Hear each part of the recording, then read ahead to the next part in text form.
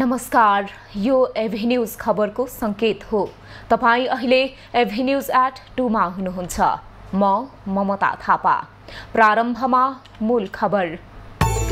गुरु कुट्ने संस्कृति हाबी हुनु दुःखद भएको एमाले अध्यक्ष ओलीको भनाई। गुरु कुट्नेको संरक्षण गर्ने सरकारको काम खेदजनक रहेको टिप्पणी।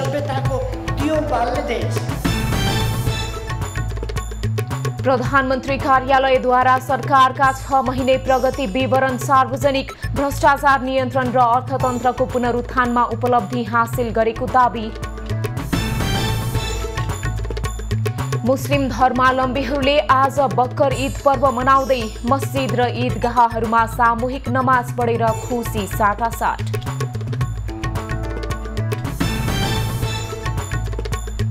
निजी स्कुलका शिक्षकलाई सरकारी सरह तलब दिन काठमाडौँ महानगर प्रमुख शाहको निर्देशन।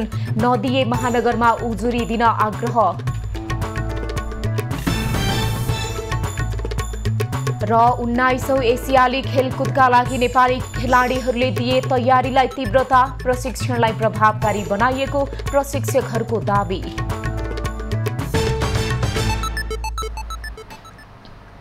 अब खबरको सिलसिला प्रारम्भ गरौं एमाले अध्यक्ष ओलीको भनाई सम्बन्धी प्रसङ्गबाट। नेकपा एमालेका अध्यक्ष केपी ओलीले गुरु कुट्ने संस्कृतिबाट जोगिनुपर्ने बताएका छन्। आज काठमाडौँमा आयोजित कार्यक्रममा उनले आजभोलि गुरु कुट्ने संस्कृति हाबी हुँदै गएको भन्दै चिन्ता प्रकट गरेका हुन्। पूर्व प्रधानमन्त्री समेत रहेका अध्यक्ष ओलीले गुरुलाई देवता समान मान्ने देशमा गुरु कुट्ने संस्कृतिको विकास हुनु दुःखद कुरा भएको बताए।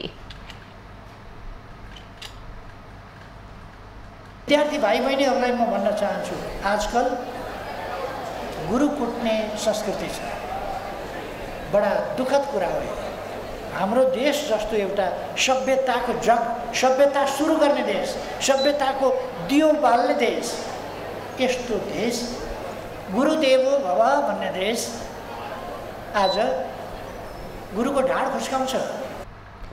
अध्यक्ष ओलीले सभ्यताको दियो बाल्ने देशमा गुरु कुट्नेहरूको संरक्षण र प्रोत्साहन गर्ने सरकारको काम खेदजनक रहेको बताए। उनले कथित विद्यार्थीले आफ्नोतिरको होइन कुट्न पाउनुपर्छ भन्ने संस्कृतिको विकास गर्न सरकार उद्यत भएको गुनासो समेत गरे। प्राध्यापक कुट्नेहरूलाई संरक्षण गर्न सरकारले मुद्दा फिर्ता लिनु जस्तो नराम्रो कुरा अरू हुनै नसक्ने अध्यक्ष ओलीको भनाइ छ। प्रधानमन्त्री तथा मन्त्री परिषदको कार्यालयले पुष्पकमल दाहाल सरकारका 6 महिनाका उपलब्धि आज सार्वजनिक गरेको छ। बिहिबार सरकार गठनको 6 महिना पुगेको अवसरमा प्रधानमन्त्री कार्यालयले 6 महिनाको प्रगति विवरण सार्वजनिक गरेको हो। सरकारले जिम्मेवारी सम्हालेको 6 महिनामा नीति, कानून तथा कार्यक्रमहरू कार्यान्वयनमा ल्याउनुका साथै संस्थागत तथा प्रक्रियागत सुधारका कार्यलाई उच्च प्राथमिकता दिएको विवरण सहितको सामग्री आज सार्वजनिक गरेको हो। 6 महिनाको समयमा समावेशी संघीय लोकतान्त्रिक शासन व्यवस्थाको सुदृढीकरण, अर्थतन्त्रको पुनरुत्थान र सबलीकरण, सार्वजनिक सेवा प्रवाहमा सुधार र सरलीकरण, नागरिक मैत्री प्रशासनको स्थापना, भ्रष्टाचार नियन्त्रण र राज्यको सबै तहमा सुशासनको प्रवर्धन सरकारले गरिरहेको दाबी गरेको छ। पुस 11 गते 169 सांसदको समर्थनमा दाहाल प्रधानमन्त्री नियुक्त भएका थिए। मुस्लिम धर्मावलम्बीहरूको महान पर्व बकर ईद आज मनाइँदैछ। ईद उल फित्र अर्थात् रमजान पर्वको 70औं दिनमा बकर ईद मनाउने धार्मिक विधि छ। यसलाई ईद उल अजहा पनि भनिन्छ। यस दिन मुस्लिम धर्मावलम्बीहरूले बिहानै मस्जिद वा ईदगाहमा गई सामूहिक नमाज पढ्ने गर्छन्। नमाज पढिसकेपछि एक आपसमा अङ्कमाल गर्दै शुभकामना आदान प्रदान गरिन्छ। बकर ईदका अवसरमा दरबार मार्ग स्थित नेपाली जामे मस्जिद, काश्मीरी मस्जिद लगायत देशभरका मस्जिद र ईदगाहमा मुस्लिम धर्मावलम्बीको भीड लागेको छ। नमाज पाठ सहितको ध्यान सकेपछि साथीभाइ बीच शुभकामना साटासाट गरी घरमा गएपछि कुर्बान दिने चलन छ। कुर्बान दिएको मासुलाई 3 भाग लगाई 1 भाग परिवारले भोजन गर्ने, 1 भाग पाहुनालाई दिने र 1 भाग गरिब एवं दिन दुखीलाई बाँड्ने धार्मिक विधान छ। बकर ईद आजदेखि 3 दिन मनाइन्छ। हिजरी सम्बत अनुसार 1435 वर्ष पहिले अल्लाहको आदेशमा इब्राहिमले आफ्ना छोरा इस्माइल अलैहिस्सलामलाई बलिदान गर्न तयार भएको सम्झनामा यो पर्व मनाउन थालिएको हो। पर्वका अवसरमा सरकारले आज सार्वजनिक बिदा दिएको छ। ईदका अवसरमा राष्ट्रपति रामचन्द्र पौडेल, प्रधानमन्त्री पुष्पकमल दाहाल लगायत प्रमुख दलका नेताहरूले शुभकामना दिएका छन्। सन्देशमा नेपाली बीच आपसी सद्भाव, सहिष्णुता, मेलमिलाप र भ्रातृत्व प्रवर्धन गरी आफ्नो मौलिक संस्कृति र परम्परा संरक्षण तथा सम्वर्धनमा महत्त्वपूर्ण योगदान पुर्याउने उल्लेख छ। बाँकेका मुस्लिम धर्मावलम्बीहरूले ईद उल फित्र अर्थात् बक्कर ईद धुमधामका साथ मनाएका छन्। नेपालगञ्जको बीपी चोक नजिकै रहेको मस्जिदमा गई बिहान 7:30 बजे नमाज पढेर बक्कर ईद मनाएका हुन्। आजदेखि 3 दिनसम्म मनाइने ईद उल फित्रको अवसरमा राँगा, बोका, भेडा काटेर आफन्तलाई घरमै बोलाएर मासु, पुलाउ, सेवै खुवाउने चलन रहेको छ। कुर्बानी गरिएको मासु 1 भाग आफूले, 1 भाग आफन्त र 1 भाग गरिब व्यक्ति तथा परिवारलाई दिने मुस्लिम समुदायको चलन रहेको छ। मुस्लिम समुदायहरूमा ऋण नभएका व्यक्ति वा परिवारले मात्रै बक्कर ईदको अवसरमा कुर्बानी गर्ने र ऋण भएकाले कुर्बानी गर्न नहुने परम्परा रहेको मुस्लिम समुदायका धार्मिक अगुवाले जनाएका छन्। बक्कर ईदको अवसरमा छोरी चेली आफन्त बोलाएर घरमा बनेको परिकार खुवाउने समेत चलन छ। आज हरिशयनी एकादशी विष्णुको मन्दिर र घर घरमा तुलसी रोपेर मनाइँदैछ। हरिशयनी एकादशीका अवसरमा काठमाडौँको बुढानील कण्ठमा पनि आज भिड लागेको छ। हरेक वर्ष आषाढ शुक्ल एकादशीका दिन घर घरमा तुलसी मठमा तुलसीको बिरुवा रोपेर 4 महिनासम्म गरिने विशेष पूजा आराधना आजदेखि सुरु हुँदैछ। 1 महिना अघि ज्येष्ठ शुक्ल एकादशीका दिनमा तुलसी मोठमा राखिएको दलको बिरुवा आज मोठमा सारिन्छ। सनातन वैदिक परम्परा अनुसार तुलसीलाई विष्णुको प्रतीक मानिन्छ। आजदेखि कार्तिक शुक्ल एकादशीका दिनसम्म तुलसीको विशेष पूजा हुन्छ। अषाढ शुक्ल एकादशीदेखि कार्तिक शुक्ल एकादशीसम्म 4 महिना भगवान विष्णुले क्षीरसागरमा शयन गर्ने भएकाले आजको दिनलाई हरिशयनी एकादशी भन्ने गरिएको धार्मिक मान्यता छ। भगवान विष्णु शयन गर्ने 4 महिनालाई चतुर्मासा पनि भनिन्छ। काठमाडौँ उपत्यकाका 4वटा अस्पतालका 700 शय्या आज बिहिबारदेखि सर्वसाधारणका लागि निशुल्क गरिएको छ।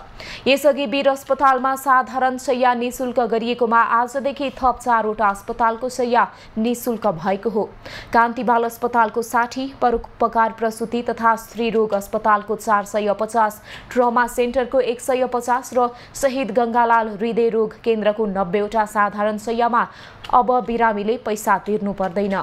मन्त्रालयका अनुसार यो सहित अहिलेसम्म विपन्नका लागि निशुल्क घोषणा गरिएका शय्याको संख्या 2028 पुगेको छ। यसअघि काठमाडौँको वीर अस्पतालले 700 शय्या र कोशी अस्पतालले 330 शय्या निशुल्क उपलब्ध गराउने घोषणा गरिसकेका छन्। बिस्तारै देशभरिका केन्द्रीय अस्पतालमा विपन्नका लागि निशुल्क शय्या थप्दै जाने र ती शय्यामा उपचार पनि निशुल्क हुने स्वास्थ्य मन्त्रीले बताएका छन्। निजी अस्पतालमा पनि कुल शय्याको 10% विपन्नका लागि निशुल्क छुट्याउनु पर्ने व्यवस्था छ। काठमाडौँ महानगरपालिकाले संस्थागत निजी विद्यालयका शिक्षकलाई सुविधा अनुसार तलब नपाए काठमाडौँ महानगरको शिक्षा विभागमा सम्पर्क गर्न अनुरोध गरेका छन्। निजी विद्यालयमा शिक्षकको तलब सामुदायिक विद्यालयको भन्दा न्यून भएको गुनासो आउने गरेको भन्दै काठमाडौँ महानगर प्रमुख बालेन्द्र शाहले यस्तो बताएका हुन्। शिक्षा ऐनमा संस्थागत विद्यालयको शिक्षकलाई पनि नेपाल सरकारले तोकिदिएको तलब स्केल नघटाई तलब दिनुपर्ने उल्लेख भएको उनले स्मरण गराएका छन्। काठमाडौँ महानगरपालिका विद्यालय शिक्षा व्यवस्थापन नियमावलीमा पनि शिक्षक तथा कर्मचारीको तलब भत्ता, निवृत्ति भरण, उपदान लगायतका अन्य सुविधा खाइपाई आएकोमा नघट्ने गरी संघीय शिक्षा कानूनमा तोकिए बमोजिम व्यवस्था गरिएको प्रमुख शाहले स्पष्ट पारेका छन्। सोही कारण काठमाडौँ महानगर क्षेत्रभित्र निजी विद्यालयका शिक्षकलाई सामुदायिक विद्यालय सरहकै सुविधा दिन प्रमुख शाहले निर्देशन दिएका हुन्। सामुदायिक विद्यालय सरह सुविधा नपाउने निजीका शिक्षकलाई सुविधा अनुसारको तलब सुविधा प्राप्त नभएमा काठमाडौँ महानगरपालिका शिक्षा विभागमा सम्पर्क गर्न अनुरोध महानगरले गरेको छ। नेपाल राष्ट्र बैंकका गभर्नर महाप्रसाद अधिकारीले अन्तर्राष्ट्रिय स्तरमा ठूलो सम्भावना भएको पेशा चार्टर्ड अकाउन्टेन्ट रहेको बताएका छन्। आज काठमाडौँमा आयोजित कार्यक्रममा गभर्नर अधिकारीले विभिन्न संस्कृति र व्यावसायिक अभ्यासहरू बुझ्ने र विश्वव्यापी मानसिकताको विकास गर्ने ज्ञानलाई फराकिलो बनाउन मद्दत गर्ने बताएका हुन्। गभर्नर अधिकारीले चार्टर्ड अकाउन्टेन्ट पेशालाई रणनीतिक र विश्वसनीय व्यापार साझेदारको रूपमा परिभाषित गर्न आवश्यक रहेको पनि उल्लेख गरे। We must utilize this change as opportunity to redefine our profession, positioning ourselves as a strategic advisor and a trusted business partner. Moreover, the globalized nature of business means that the chartered accountants are increasingly operating in an international context. Governor अधिकारीले पछिल्लो समय प्रविधिको विकाससँगै chartered अकाउन्टेन्टको काम महत्त्वपूर्ण हुँदै गएको पनि बताए। विश्वमा पछिल्लो समय अन्तर्राष्ट्रिय रूपमा नै चार्टर्ड अकाउन्टेन्टको विकास र विस्तार हुँदै गएको भन्दै भविष्यमा राम्रो सम्भावना रहेको उनको भनाइ थियो। वर्षातको समयमा हुन सक्ने विपद जोखिम न्यूनीकरणका लागि नेपाली सेना भोजपुरले अभ्यास हातेमालो 5 सञ्चालन गरेको छ। यो समयमा हुन सक्ने विपद जोखिमलाई मध्यनजर गरेर नयाँ श्रीनाथगढ भोजपुरले अभ्यास कार्यक्रम सञ्चालन गरेको हो। भोजपुरमा विपद जोखिम न्यूनीकरण तथा व्यवस्थापनका लागि नेपाली सेनाको नयाँ श्रीनाथगढ भोजपुरले अभ्यास हातेमालो 5 सञ्चालन गरेको छ। विपदको समयमा आउन सक्ने जोखिमको पहिचान तथा पूर्व तयारीका लागि 2 दिने अभ्यास तालिम सञ्चालन गरिएको हो। विपदको बेला कसरी जुट्ने, राहत तथा उद्धारको कार्य कसरी गर्ने, जिल्लाको जोखिमयुक्त ठाउँको पहिचान गर्ने तथा विपदसँग सरोकार राख्ने सबै सुरक्षा निकाय, स्थानीय तह, जिल्ला विपद व्यवस्थापन समिति, जिल्ला रेड क्रस, उद्योग वाणिज्य सङ्घ लगायतले निर्वाह गर्ने भूमिकाको विषयमा आवश्यक तयारी गरिएको छ। सरोकारवाला पक्षसँग सहकार्य गर्दै कसरी विपद जोखिम न्यूनीकरण तथा व्यवस्थापन गर्न सकिन्छ भन्ने लक्ष्यले कार्यक्रम गरिएको नेपाली सेनाले जनाएको छ। अभ्यास हातेमालो 5 कार्यक्रम सञ्चालन भएको हो र यसबाट जुन विपदसँग सम्बद्ध सबै निकायहरूको आफ्नो तयारी र त्यसको भूमिका र विपदको समयमा परिचालन हुँदाखेरिको समन्वय सहकार्यको लागि चाहिँ यस अभ्यासले महत्त्वपूर्ण भूमिका निर्वाह गर्नेछ। कार्यक्रममा जिल्लाका सरोकारवाला पक्षले गरिरहेका विपद पूर्वको तयारीको विषयमा पनि छलफल भएको छ। त्यस्तै पूर्व तयारीका लागि सम्भावित जोखिम भएको ठाउँको पहिचान गर्न सरोकारवालासँग छलफल गरेर आवश्यक तयारी गरिएको छ। सेनाले विपदको बेला गरिने उद्धारको विषयमा कृत्रिम अभ्यास समेत गरेको छ। विपदका समयमा सबै सरोकारवाला पक्ष एकजुट भएर लाग्न सके क्षति न्यूनीकरणमा टेवा पुग्ने जिल्ला प्रशासन कार्यालयको भनाइ छ। कर्मचारीहरूलाई तालिम दिने र सानातिना विपदका घटनाहरूलाई घट्न सक्ने यो विपदका औजार र उपकरणहरू खरिद गर्ने र त्यहाँ चाहिँ स्वयंसेवीहरू पनि बनाउने, किनभने त्यहाँ चाहिँ अब विपद स्थानीय स्तरमा हुन्छ र पहिलो रेस्पोन्डेन्ट भनेकै स्थानीयले हो। सुरक्षाकर्मीहरू त्यहाँ पुर्याउन अलिकति समय हुन्छ, उहाँहरूलाई सूचना गर्नुपर्छ र दोस्रो कुरा चाहिँ के हो भने एकदम सूचना संयन्त्रको चाहिँ एकदमै राम्रो व्यवस्थापन गर्नुपर्छ। वर्षातको समयमा हुन सक्ने विपदका घटनालाई लक्षित गरेर सेनाले सञ्चालन गरेको कार्यक्रम प्रभावकारी रहेको कार्यक्रमका सहभागीहरूले बताएका छन्। विपदको समयमा गरिने उद्धार कार्यको अभ्यासलाई स्थानीय स्तरसम्म सञ्चालन गर्न सके अझ प्रभावकारी हुने सहभागीको भनाइ छ। सम्भावित जोखिमलाई मध्यनजर गर्दै क्षति कम हुनबाट बचाउन कार्यक्रम उपयोगी रहेको बताइएको छ। युवाहरू सर्कलहरूलाई यो रेड क्रस जुनियर सर्कल र विद्यालयका स्काउट का विद्यार्थी लगायतलाई पनि यो खालको तालिम र हाम्रो अहिलेको जननिर्वाचित कार्यपालिकाका प्रतिनिधिहरूलाई वडा तहसम्म यो खालको उहाँहरूलाई जनचेतनाका कुराहरू लान सके, यो तालिमले उहाँहरूलाई अभ्यास दिन सके अझ राम्रो हुने थियो। नयाँ श्रीनाथगढ भोजपुरको आयोजना तथा जिल्ला विपद व्यवस्थापन समितिको संयोजनमा 2 दिनसम्म कार्यक्रम सञ्चालन गरिएको हो। कार्यक्रममा नेपाल प्रहरी, सशस्त्र प्रहरी, राष्ट्रिय अनुसन्धान आयोग, रेड क्रस, उद्योग वाणिज्य सङ्घ, स्थानीय तहका प्रतिनिधिहरूले आफ्नो विपद पूर्वको तयारीको बारेमा जानकारी गराएका थिए। युवराज विष्ट, भोजपुर। मनसुनमा हुने मानवीय र भौतिक क्षति कम गर्नका लागि सुनसरी स्थित नेपाली सेनाको कृष्ण दल गणले आवश्यक तयारी अघि बढाएको छ। सेनाले मनसुनमा हुने क्षति कम गर्नका लागि अभ्यास हातेमालो 5 आयोजना गरेको हो। अभ्यासले मनसुनले निम्त्याउन सक्ने विपदमा सामूहिक रूपमा समन्वय र सहकार्यमा सहयोग गर्ने सेनाको विश्वास छ। प्रतिकार्य अभ्यास सहितको छलफलले खोज, उद्धार, पुनर्स्थापनादेखि राहत पाउन समेत सजिलो बनाउने सरोकारवालाको विश्वास छ।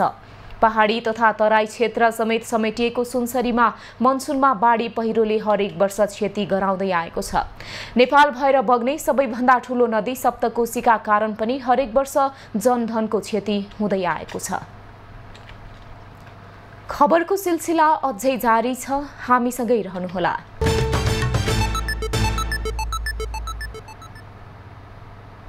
अब बाँकी प्रसंग। जलवायु अनुकूलित कृषि मैत्री प्रविधि धान उत्पादनमा वृद्धि भन्ने मूल नाराका साथ भोलि 20औं राष्ट्रिय धान दिवस मनाइने भएको छ। धानको विविध महत्त्वलाई दृष्टिगत गरी उत्पादन वृद्धि एवं आधुनिकीकरण र व्यवसायीकरण गर्ने उद्देश्यले दिवस मनाउन लागिएको हो। नेपालमा असार 15लाई महत्त्वपूर्ण दिनको रूपमा लिने गरिन्छ। यो दिन परापूर्व कालदेखि नै दही चुरा खाने र मानो रोपेर मुरी फलाउने दिनको सुरुवाती दिनको रूपमा लिइन्छ। यस दिनलाई विगत 18 वर्षदेखि धान दिवसको रूपमा पनि मनाउने गरिएको छ। किसानको मनोबल उच्च राखी उनीहरूको श्रमको सम्मान गर्ने उद्देश्यले कृषि तथा सहकारी मन्त्रालयले मुलुकभरि असार महिनाको 15 गतेलाई राष्ट्रिय धान दिवसको रूपमा मनाउने परम्परा बसालेको हो। यस दिनलाई रोपाई महोत्सवका रूपमा समेत मनाउने गरिन्छ। त्यसैले हरेक वर्ष विभिन्न नाराका साथ विविध कार्यक्रम गरी धान दिवस मनाइने गरिन्छ।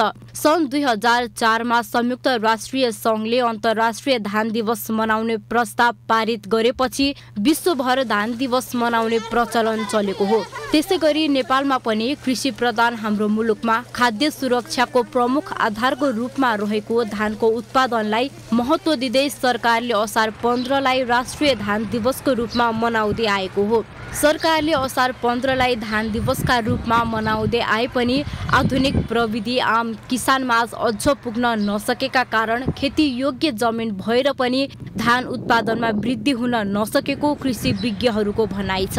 नेपाली संस्कृति अनुसार असार 15 मा दही चुरा खाने प्रचलन छ। खेतमा रोपाई गरी दही चुरा खाने भएकाले यस दिनलाई दही चुरा खाने दिनका रूपमा लिने गरिन्छ। वर्षायाममा हिलाम्मे भएको शरीरमा दही खाँदा ऊर्जा दिने भएकाले दही चुरा खाने चलन रहेको विज्ञहरू बताउँछन्। धान दिवसकै अवसर पारेर पोखरामा प्रत्येक वर्ष पर्यटकका लागि रोपाई महोत्सव हुँदै आएको छ। यस वर्ष मध्य असारसम्म समयमै पानी नपर्दा 9% मात्रै रोपाई भएको छ। गत वर्षको असार दोस्रो सातासम्म देशभर 25% रोपाई भइसकेको भए पनि यो वर्ष कम पानी परेका कारण रोपाईमा ढिलाइ भएको हो। नेपालमा कुल खेती योग्य 30 लाख हेक्टर जमिन मध्ये 15 लाख हेक्टरमा मात्र धान रोपाई हुन्छ। त्यो मध्ये 12 महिना सिँचाइ हुने जमिन 10 लाख हेक्टर अर्थात् 30% मात्रै छ।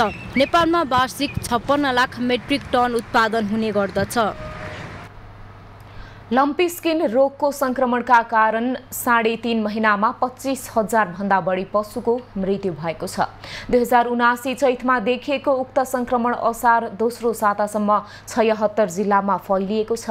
संक्रमणले 25,408 पशुको मृत्यु भएको मन्त्रालयले कृषि तथा पशुपक्षी विकास मन्त्रालयले जनाएको छ। हालसम्म 6,82,080 पशुपक्षी संक्रमित भएकोमा 4,09,175 पशु निको भएको र अझै 2,47,497 पशुमा संक्रमण सक्रिय रहेको मन्त्रालयले जनाएको छ। पछिल्लो केही दिनदेखि संक्रमण दर केही घट्दै गएको पनि मन्त्रालयको भनाइ छ। रोगको संक्रमणबाट पशुपक्षी जोगाउन पशु सेवा विभाग मातहतका निकाय प्रदेश र स्थानीय सरकारले सबै खाले प्रयास गरेको सरकारको दाबी छ। रोगको संक्रमण नियन्त्रणका लागि 7वटा प्रदेशमा वितरणका लागि 7,37,000 डोज खोप वितरण भएको र 1,72,128 पशुमा खोप कार्य सम्पन्न भएको पनि सरकारी दाबी छ। रोग नियन्त्रणका लागि पशु चिकित्सक परिचालनका लागि 161 स्थानीय तहमा भेटेरिनरी डाक्टर र सबै स्थानीय तहमा प्राविधिकहरूको व्यवस्थापनका लागि बजेट व्यवस्थापन गरिएको पनि मन्त्रालयले जनाएको छ। रोगको संक्रमणका कारण बाछा-बाछी, दुहुनो र सुत्केरी अवस्थाका पशुहरूलाई धेरै असर गरेको देखिएको भन्दै मन्त्रालयले त्यस्ता पशुको सुरक्षामा सतर्कता अपनाउन किसानहरूको ध्यान आकर्षण गराएको छ। सुदूरपश्चिम हुँदै भारत लगायतका देशमा कामका लागि जाने नेपाली घर फर्किँदा विभिन्न रोगहरू समेत लिएर आउने गरेको अध्ययनले देखाएको छ। तर घर फर्किनेहरूमा कोरोना, ओमिक्रोन, क्षयरोग, HIV एड्स, औलो जस्ता घातक रोग देखिएकाले त्यसको रोकथामको पहल हुनुपर्ने आवश्यकता सरोकारवालाले औल्याएका छन्। संक्रामक रोग रोकथाम तथा नियन्त्रणका लागि गैर सरकारी निकायले विभिन्न परियोजना मार्फत अभिमुखीकरण कार्यक्रम सञ्चालन गरिरहेका छन्। गइरहने नेपाली दाजुभाइ दिदीबहिनीहरूको लागि सुरक्षित अप्रवासन तथा उहाँहरूको चाहिँ अब यी रोगहरूबाट चाहिँ रोकथाम होस् भन्ने उद्देश्यले चाहिँ र व्यवस्थित रूपले चाहिँ सीमा नाकाबाट चाहिँ उहाँले स्वास्थ्यको स्क्रिनिङको सुविधाहरू पाउन् भन्ने उद्देश्यले चाहिँ यो कार्यक्रम राखेका छौँ। सुदूरपश्चिमकै मुख्य नाकाका रूपमा रहेको कैलालीको त्रिनगर नाकामा सुरक्षामा कडाई नहुँदा र अटो रिक्सा चालकहरूको लापरवाहीका कारण घातक रोग भित्रिरहेको हेल्थ डेस्कको दाबी छ। तल्लो लेभलकोदेखि लिएर प्रशासनदेखि लिएर उहाँहरूले चाहिँ अलिकति केही कुराहरू जानकारी र पढाइ गरिदियो भने त्यस्तो हुन्थ्यो जस्तो लाग्छ, राम्रो हुन्थ्यो। त्यो लगायत अनि उहाँहरूलाई पनि केही अभिमुखीकरण स्वास्थ्य सम्बन्धीका मापदण्डका कुराहरू भए अनि स्वास्थ्य सम्बन्धीका जानकारीका कुराहरू भए उहाँहरूलाई चाहिँ दियो भने अझ राम्रो हुन्छ। सुदूरपश्चिमबाट वर्षेनी झण्डै 4.5 लाख नेपाली श्रमिकहरू रोजगारीको सिलसिलामा भारत लगायतका अन्य देशमा पलायन हुने गरेको तथ्याङ्कले देखाएको छ। सचेतनाको अभावमा उनीहरू घर फर्किने क्रममा केही न केही रोग बोकेर फर्किने गरेको अध्ययनले देखाएको छ। नेपाली कांग्रेसको भ्रातृ संस्था नेपाल तरुण दलको तदर्थ समितिमा 400 सदस्य थप भएका छन्। नेपाली कांग्रेसका सभापति शेरबहादुर देउवाले विद्वान गुरुङको अध्यक्षतामा रहेको तरुण दलको तदर्थ समितिमा गैराती 400 सदस्य थप गरेका हुन्। कोशी प्रदेशबाट 72 जना सदस्य थप भएका छन् भने मध्य प्रदेशबाट 47 जना थपिएका छन्। यसै बागमतीबाट 108, गण्डकीबाट 65, लुम्बिनीबाट 40, कर्णालीबाट 33 र सुदूरपश्चिमबाट 35 जना सदस्य थपिएको कांग्रेसले जनाएको छ। पार्टीभित्रका गुट उपगुट सबैलाई समेट्दा तरुण दलको जम्बो तदर्थ समिति बनेको हो। यसअघि कांग्रेस सभापति देउवाले महिला संघको तदर्थ समिति विस्तार गरेका थिए। ललिता निवास प्रकरणको फाइल खोलेर प्रहरीले पुनः अनुसन्धान अघि बढाए पनि सरकारवालाले निष्पक्ष छानबिन हुनेमा शंका व्यक्त गरेका छन्। ठूलो नेता र प्रशासकको घटनामा संलग्नता रहेकाले आरोपीहरूमाथि कारबाही हुनेमा आश्वस्त हुन नसकिने धेरैको भनाइ छ। भूमाफिया कर्मचारी र राजनीतिक नेतृत्वको मिलोमतोमा भएको बालुवाटार स्थित ललिता निवासको 143 रोपनी जग्गा हिनामिनाको फाइल पुनः खोलेर प्रहरीले अनुसन्धान अघि बढाएको छ। उच्च पदस्थको समेत नाम जोडिएको ललिता निवास अनियमितताको अनुसन्धान 5 वर्षदेखि हुँदै आए पनि राजनीतिक दबावका कारण मुद्दा दायर हुन सकेको थिएन।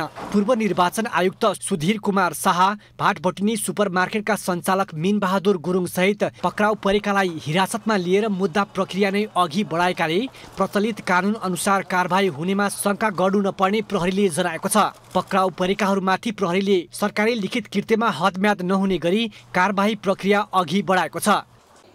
यो मुद्दा दर्ता नगर्ने प्रश्न नै आउँदा मुद्दा दर्ता हुन्छ, अगाडि बढ्छ र यसमा हदम्यादको सन्दर्भमा अघि भर्खरै पनि यसको कुन हामीले कुन ऐनलाई टेकेर जाँदैछौँ भन्ने कुरा स्पष्ट भइसकेको हुँदाखेरि यसमा दुविधा गर्नुपर्ने कुनै प्रश्न छैन र चलखेलको हकमा सानोभन्दा सानो मुद्दामा चलखेल गर्ने पक्षहरू रहन्छ नै, ती पक्षहरूसँग उनीहरूलाई जवाफ दिने हामीसँग यथेष्ट प्रमाणहरू छन्। ललिता निवासको सरकारी जग्गा व्यक्तिको नाममा नामसारी गर्दा सरकारी कागजात कृत्य गरेको आरोपमा सिआइबीले अनुसन्धान गरिरहेको छ। आरोपी विरुद्ध सरकारी लिखित कृत्यको विषय भएकाले कानुनी प्रक्रिया अरू मुद्दा सरह नै चल्ने सरकारी वकिल कार्यालयले पनि जनाएको छ। प्रतिनिधि सभामा पनि सांसदहरूले जग्गा प्रकरणको निष्पक्ष छानबिन हुनेमा शंका प्रकट गरेका छन्। गिरोहले 49 सालदेखि 67 सालसम्ममा सरकारी जग्गा व्यक्तिको नाममा दर्ता गराई बेचबिखन गरेको, यसमा पूर्व प्रधानमन्त्री, उप प्रधानमन्त्री र मन्त्रीहरू समेत संलग्न भएको सार्वजनिक भयो। यस विषयमा संसद सदस्य समेत हुनुहुने पूर्व प्रधानमन्त्रीहरूलाई संसदमै स्पष्ट गर्न लगाउनु जरुरी छ। सेलाएको ललिता निवास प्रकरण सरकारलाई बजेट पारित गर्न असहज परेसँगै चर्चामा आएकाले धेरैले यसलाई राजनीतिक घटनाक्रमको रूपमा समेत लिएका छन्। सरकारले भ्रष्टाचारको फाइल खोल्न सुरु गर्नु सकारात्मक भए पनि राजनीतिक दबावले निष्पक्ष छानबिन हुनेमा शंका रहेको ट्रान्सपरेन्सी इन्टरनेसनलको भनाइ छ। नेपालमा अहिले राजनीतिक धेरै नै हस्तक्षेपहरू हुने कारणले गर्दा सबै क्षेत्रमा राजनीतिक घुसपैठ भएको कारणले गर्दाखेरि निष्पक्ष नहोला कि भन्ने चाहिँ डर र अनि निष्पक्ष नभएर कुनै एउटा कसैलाई प्रतिशोध पो हुन्छ कि अथवा कारबाही हुनुपर्नेलाई जोगाइन्छ कि राजनीतिक कारणले अथवा राजनीतिक प्रतिशोधले कसैलाई दुःख दिन्छ कि भन्ने त्यो एउटा डर त सधैँ छ। यो प्रकरणमा अझै धेरै प्रभावशाली व्यक्तिहरू तानिने सम्भावना समेत रहेको छ। निर्माण प्रक्रियामा सहभागी भएका 2 जना पूर्व प्रधानमन्त्री माधव नेपाल र बाबुराम भट्टराई पनि छानबिनमा तानिन सक्ने बताइन्छ। अनुसन्धानका क्रममा हडपिएको जग्गाको मूल्य 13 अर्ब 76 करोड रुपैयाँ कायम गरिएको छ। सरकारी लिखत सम्बन्धी कसुरमा विभिन्न भूतपूर्व उच्च पदस्थ कर्मचारी सहित 300 जना भन्दा बढीलाई मुद्दा चलाउन सिफारिस गर्दै अन्तिम प्रतिवेदन सिआइबीले यसअघि नै तयार गरेको छ। ललिता निवास प्रकरणमा अख्तियार दुरुपयोग अनुसन्धान आयोगबाट दायर मुद्दा विचाराधीन छ। उसले यसअघि नै भूतपूर्व उप प्रधानमन्त्री विजय कुमार गच्छेदार लगायत 3 मन्त्री सहित 175 जना विरुद्ध विशेष अदालतमा मुद्दा दायर गरिसकेको छ। चन्द्रागिरी नगरपालिकाले एकीकृत खानेपानी तथा सरसफाई व्यवस्थापन सम्बन्धी विधेयक 2080 ल्याएको विरोधमा उपभोक्ता समितिहरू आन्दोलित भएका छन्। वर्षौंदेखि खानेपानी खुवाउँदै आएको उपभोक्ता समिति जबरजस्ती खारेज गरेको भन्दै उनीहरू आन्दोलित भएका हुन्। चन्द्रगिरी नगरपालिकाले 15 वटा ओडामा सञ्चालित खानेपानी तथा सरसफाई उपभोक्ता समितिहरू सबै नगरपालिकाको कार्यालयबाट खारेज गरी नगरपालिकाले जबरजस्ती रूपमा आफ्नो कब्जामा लिने काम गलत भएको हुँदा आफूहरू नगरपालिकाको गलत प्रवृत्तिको विरोधमा आन्दोलन गर्ने खानेपानी तथा सरसफाई उपभोक्ता समितिले जनाएको छ। एकीकृत चन्द्रगिरीको नाममा जुन एउटा विधानहरू एउटा बुदागत रूपमा एउटा ल्यायो त्यो चाहिँ हाम्रो आपत्तिको त्यो भनेको अहिले पनि प्रश्न छ। यो ल्याउँदाखेरि 2-3टा बुदाहरू परिमार्जित गर्नुपर्छ। प्रत्येक वडाहरूमा त्यसको सूचनाहरू टाँसिनुपर्छ र प्रत्येक मान्छेहरूले जानकारी हुनुपर्छ। कमसेकम केही मान्छेहरूले जानकारी नपाउने कुराहरू अलग होला, तर 60% भन्दा बढी व्यक्तिहरूले जानकारी पाउनै पर्छ। एक त यो चोरबाटोबाट ल्याइएको छ, त्यो धेरै जनतालाई थाहै छैन। अब हामी हाम्रा वडाहरूमा ती कुराहरू थाहा पाइराखेका छैनौँ। त्यो किसिमले ल्याउनु नै आपत्तिजनक। खानेपानी उपभोक्ता संस्था छुट्टै कानुनी नियम अनुसार सिँचाइ विभागमा दर्ता भएको समितिको भनाइ छ। समितिले नगरपालिकाले नियमन गर्नुपर्नेमा नियन्त्रण गर्न खोजेको आरोप लगाएको छ। बुढा मर्यो अथवा बुढी मर्यो भन्ने पिर होइन, काल पल्क्यो भन्ने पिर हो भन्छौँ नि हामी, होइन? त्यसले सखा बनाउँछ भन्ने छ नि। यो चन्द्रगिरी नगरपालिकाभित्र काल पल्क्यो है, यो ऐन तपाईँहरूको हातमा, सबैको हातमा छ। यो हामी छलफल गर्न गयौँ, सायद प्रवक्ता हुँदो रहेछ एकजना, उहाँले चाहिँ नि त्यस्तो हाम्रो उपभोक्ता समिति विघटन गर्ने मकसद होइन, त्यस्तो मनसाय होइन, त्यसो होइन भनेर उहाँले डिफेन्स गर्नु खोज्नुभयो। तर त्यो ऐन मैले पनि हेरिरहेको छु, यो चाहिँ यो ऐनमा त्यो खालको कुरा छैन। खानेपानी उपभोक्ता समितिहरू सबै एकसाथ भेला हुन नसक्दा नगरपालिकाले मनलाग्दी गरेको समितिको आरोप छ। खानेपानी लगायतका सङ्घ-संस्था सञ्चालन गर्ने अधिकार स्थानीय सरकारलाई भएको भन्दै चन्द्रगिरी नगरपालिकाले नगरभित्र भएका सबै खानेपानी उपभोक्ता समिति खारेज गरी समितिमा आम उपभोक्ताले जम्मा गरेको करोडौँ रकम समेत आफूले लिने निर्णय गरेपछि क्रियाशील 36 वटा उपभोक्ता समिति विरोधमा छन्। सधैँ चर्को स्वरमा नबोल्ने हाम्रो नगर प्रमुख त्यो दिनमा गेट आउट, तपाईँहरूको कुनै पनि बुदाहरू सुन्दिन, यो विधेयक जसरी पनि ल्याउँछौँ शब्द प्रयोग गरेर ल्याउँछौँ, गेट आउट भन्ने शब्द सहित उहाँले जुन किसिमको अभद्र व्यवहार गर्नुभयो, हाम्रा साथीहरूलाई स्वकीय सचिव मार्फत बाहिर निकाल्ने र प्रहरी प्रशासन लगाएर धरपकड गर्ने समेतका व्यवहारहरू गरियो। हामी उपभोक्ता समितिको तर्फबाट हाम्रो योगदानलाई उच्चतम कदर होस्। नगरपालिकाले अहिले ल्याएको खानेपानी विधेयक 2080 फिर्ता नगरी चन्द्रगिरी नगरभित्र रहेका 36वटा खानेपानी उपभोक्ता समितिहरू न्यायका लागि सर्वोच्च अदालतमा मुद्दा दर्ता गर्ने तयारीमा जुटेका छन्। राजेश चन्द्र राजभण्डारीको रिपोर्ट।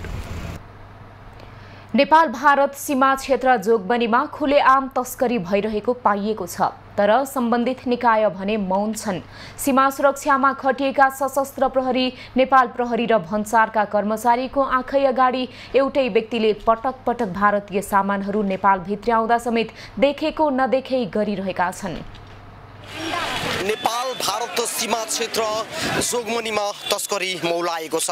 हामी देख्न सक्छौँ यहाँका चाहिँ साना साना तस्करहरू कसरी चाहिँ ब्लुटुथ फोनको प्रयोग गरेर खटाउँछन् र भरियाहरूले चाहिँ नेपाल भारतको सीमा क्षेत्रबाट कसरी भारतीय चाहिँ सामानहरू नेपालमा कर नतिरिकन चाहिँ प्रवेश गराइरहेको अवस्था तपाईँले यो दृश्यबाट पनि चाहिँ बुझ्न सक्नुहुन्छ कि यहाँ कति मात्रामा चाहिँ भ्रष्टाचार हुन्छ र यही सीमा क्षेत्रमा नेपाल प्रहरी त्यसगरी सशस्त्र प्रहरीको कडा सुरक्षा भइरहँदा पनि यस सीमा क्षेत्रबाट तस्करी भइरहेको छ।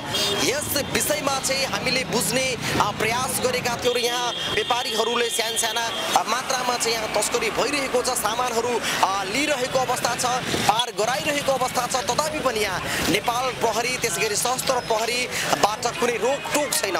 सबै सेटिङमा चलिरहेको छ तस्करी। यहाँ कसरी तस्करी चाहिँ मौलाइरहेको छ, यहाँ कसरी चाहिँ स्मार्ट तरिकाले ब्लुटुथ फोनको प्रयोग गरेर चाहिँ निर्देशन दिइन्छ र मुखियाले निर्देशन दिइसकेपछि यहाँ उनका कामदारहरूले कसरी सामानहरू चाहिँ बोरा कि बोरा तस्कर गरिरहेको छ, यस विषयमा सम्बन्धित निकायले ध्यान दिन आवश्यक छ। एभी न्यूज खबरका लागि क्यामेरामा निशान कटेलका साथ वीरेन्द्र कुमार शाह, मोरङ। इटहरीको मुख्य बजार क्षेत्रमा स्मार्ट सार्वजनिक शौचालय सञ्चालनमा आएको छ। मानिसहरूको भिडभाड हुने मुख्य बजार क्षेत्रको चोकमा शौचालय नहुँदा सर्वसाधारणले शास्ति बेहोर्नु परेपछि इटहरी उपमहानगरपालिकाले शौचालय निर्माण गरेको हो। सेनिटरी प्याड डिस्पोज गर्ने व्यवस्था सहितको सुविधा सम्पन्न शौचालय निर्माणले यात्रुका साथै इटहरीवासीलाई समेत सहज बनाउने नगरको अपेक्षा छ। हामीले खाली रहेको जमिनमा दुईटा बनायौं। यो वर्षको बजेटमा अरु दुईटा विराटनगर लाइनतिर र पश्चिम लाइनको पनि हामीले बनाउँछौँ यो वर्ष। क्रमशः हामीसँग भएको खाली जमिनलाई प्रयोग गर्दै सार्वजनिक शौचालय आवश्यक भएको ठाउँमा शौचालय बनाउने र निःशुल्क रूपमा सञ्चालन गर्ने उपमहानगरको योजना छ। त्यसका निम्ति हामीले यहाँनेरि कर्मचारी सफाई कर्मचारीलाई हाम्रो पालिकाबाट चाहिँ उसले चाहिँ मासिक तलब सेवा सुविधाको व्यवस्था गरेर नै हामीले राखेको छ। उपमहानगरपालिकाले 32 लाख लागतमा स्मार्ट शौचालय निर्माण गरेको हो। सार्वजनिक शौचालय निःशुल्क प्रयोग गर्न पाउने व्यवस्था नगरले मिलाएको छ। सार्वजनिक शौचालय नहुँदा यसअघि इटहरी चोकमा यात्रु र स्थानीय शौचका लागि होटल र रेस्टुरेन्टमा जान बाध्य थिए। खबरको सिलसिला अझै जारी छ, हामीसँगै रहनुहोला।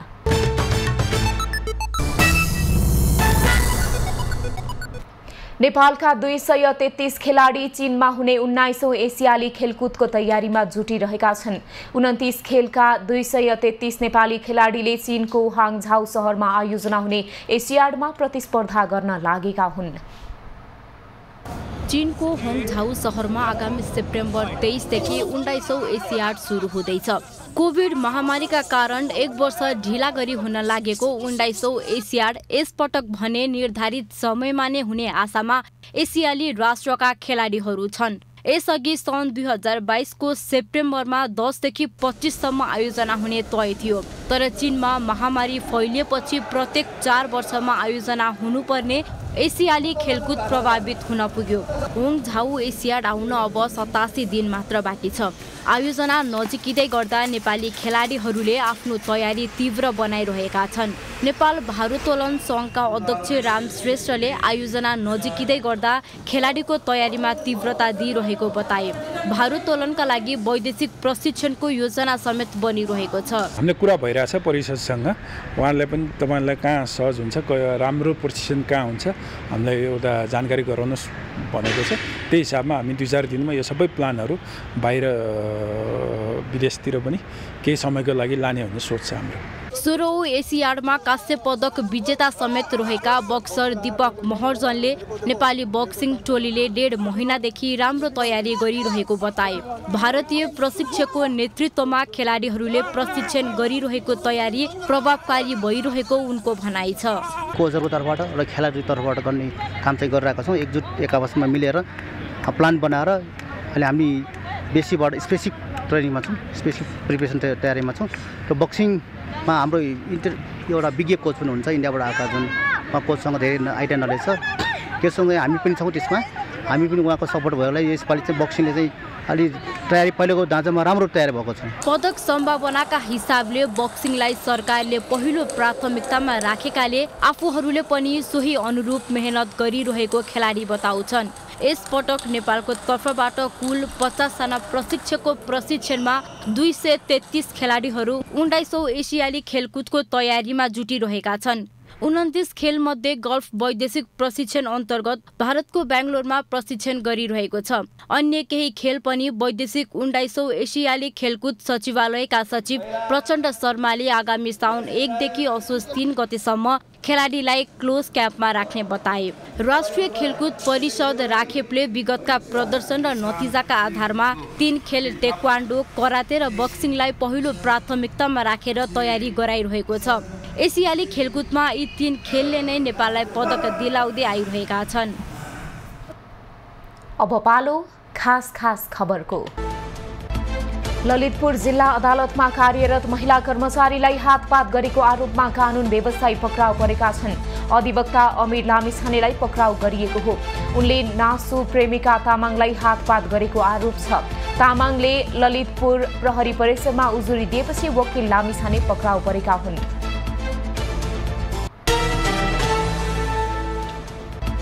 औषधि व्यवस्था विभागले गुणस्तरहीन औषधि खरिद बिक्री नगर्न अस्पतालहरूमा सञ्चालित फार्मेसीहरूलाई निर्देशन दिएको छ। कतिपय अस्पतालका फार्मेसीबाट बिक्री वितरण हुने औषधिको गुणस्तरबारे विभागमा गुनासो आएको भन्दै विभागले गुणस्तरहीन औषधि खरिद बिक्री नगर्न निर्देशन दिएको हो। खरिद तथा बिक्री गर्दा गुणस्तरमा शंका लागेमा सम्बन्धित निकायमा जानकारी गराउन पनि विभागले आग्रह गरेको छ।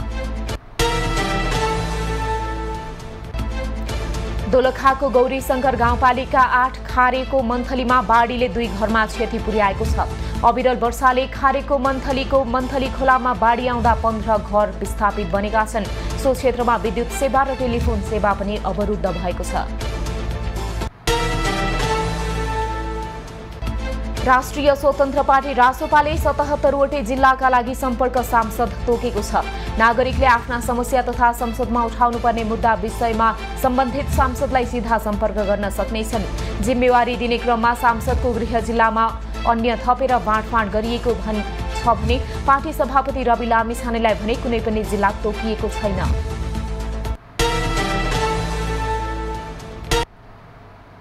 प्रधानमन्त्री पुष्पकमल दाहालसँग राष्ट्रिय सभाका अध्यक्ष गणेश प्रसाद तिमिल्सिनाले प्रधानमन्त्री निवास बालुवाटारमा आज बिहान भेटवार्ता गरेका छन्। भेटमा अध्यक्ष तिमिल्सिनाले आफूले केही दिन अघि गरेको चीन भ्रमण र त्यहाँ भएका कुराकानीबारे प्रधानमन्त्री दाहाललाई जानकारी गराएको अध्यक्ष तिमिल्सिनाको सचिवालयले जानकारी दिएको छ।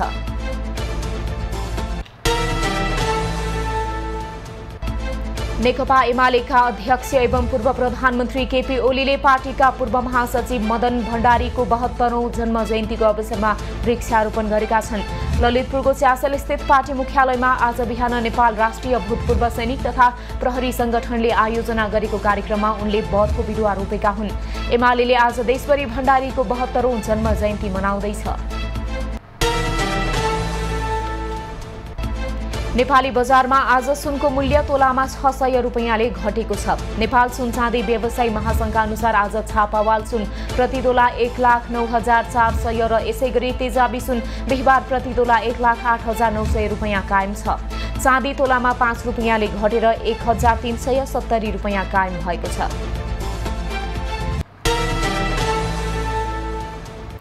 साउदी अरेबियाको जेद्दा स्थित अमेरिकी वाणिज्य दूतावासको भवन नजिकै बुधबार गोली चल्दा 1 नेपाली सहित 2 जनाको मृत्यु भएको छ। गोली लागेर घाइते भएका 1 जना नेपाली सुरक्षा गार्डको अस्पतालमा उपचारकै क्रममा ज्यान गएको हो। प्रहरीले गोली चलाउने संदिग्ध व्यक्तिलाई पनि गोली हानेर हत्या गरेको छ। राष्ट्रपति रामचन्द्र पौडेलले सामाजिक सांस्कृतिक परम्परा रीतिरिवाज जात जाति र वेशभूषाको विविधता रहेको मुलुकमा बकर ईद पर्वले धार्मिक सहिष्णुता सामाजिक सद्भावको वातावरणलाई अझ मजबुत बनाउन सहयोग पुग्ने विश्वास व्यक्त गरेका छन्। ईदका अवसरमा शुभकामना दिँदै उनले पर्वले मेलमिलाप एकता र सहकार्यको वातावरण निर्माणमा सहयोग पुग्ने बताएका हुन्। उपराष्ट्रपति रामसहाय प्रसाद यादवले ईदलाई शान्ति तथा व्यवस्थित विकासका लागि प्रतिज्ञा र प्रतिबद्धता व्यक्त गर्ने सुअवसरका रूपमा लिनुपर्ने उल्लेख गरेका छन्। सामाजिक विविधताभित्र सुदृढ र प्रगाढ एकताले नेपालको राष्ट्रिय भावनालाई थप मजबुत बनाउन यो पर्वले योगदान पुग्ने उनको विश्वास छ।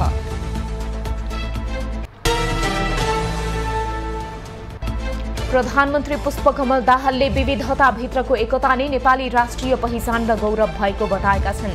बकर ईदको अवसरमा शुभकामना सन्देश जारी गरी उनले नेपाल बहुजातीय बहुभाषिक बहुसांस्कृतिक बहुधार्मिक एवं भौगोलिक विविधतायुक्त विशेषता भएको देश भएको उल्लेख गरेका हुन्। सभामुख देवराज घिमिरेले मुस्लिम समुदायको इतिहास र संस्कृतिको पहिचान हक हितको संरक्षण र सम्वर्धन तथा सशक्तिकरणका लागि आगामी दिन थप उत्साह र प्रेरणादायी हुने विश्वास लिएका छन्। ईदमा शुभकामना दिँदै उनले त्याग समर्पण र बलिदानको पर्यायका रूपमा मनाइने बकर ईदले सेवा भावनाका कार्यहरू आत्मसात गर्दै सहिष्णुता आपसी सद्भाव भावनात्मक एकता र भाइचारा सम्बन्ध विकास हुने विश्वास लिएका हुन्। मुस्लिम आयोगका अध्यक्ष शमीम मिया अन्सारीले ईद उल अजहा पर्वले राष्ट्रिय एकता अखण्डता आपसी मित्रता र धार्मिक सहिष्णुतालाई थप सबल र सुदृढ बनाउने विश्वास व्यक्त गरेका छन्। पर्वको अवसरमा जारी शुभकामना सन्देशमा उनले विकासको मार्गमा अघि बढ्न र समृद्ध नेपाल सुखी नेपालीको परिकल्पना साकार पार्ने प्रेरणा दिने बताएका हुन्। नेपाली कांग्रेसका सभापति एवं पूर्व प्रधानमन्त्री शेरबहादुर देउवाले नेपाली प्राचीन कालदेखि नै विभिन्न जात जातिको बसोबास र संगम स्थल रहेको बताएका छन्। ईदले धार्मिक सहिष्णुता र सद्भाव बढाउँदै आएको उल्लेख गर्दै उनले पर्वले मुलुकमा शान्ति सद्भाव र समृद्धि ल्याउन सबैलाई प्रेरणा दिने विश्वास व्यक्त गरेका छन्। अब पालो एभी न्यूज एट मौसमको।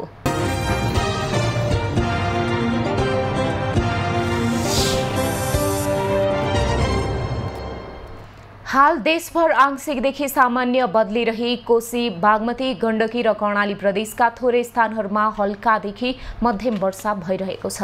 अपराह्न बागमती गण्डकी लुम्बिनी कर्णाली र सुदूरपश्चिम प्रदेशका केही स्थान तथा बाँकी प्रदेशका थोरै स्थानमा मेघ गर्जन चट्याङ सहित हल्कादेखि मध्यम वर्षाको सम्भावना रहेको छ।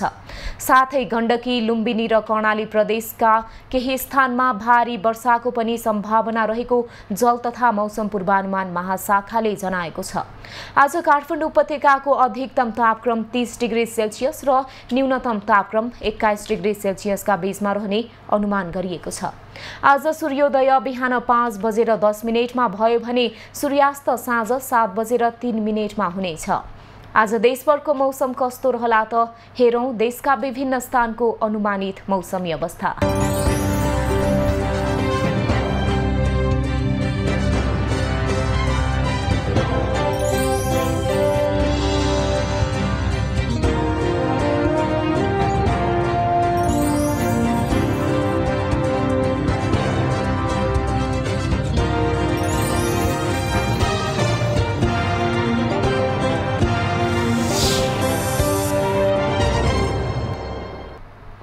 अहिलेलाई खबरको क्रम यति नै। एभी न्यूज खबरका यी सहित अन्य विस्तृत खबरका लागि www.avnews.tv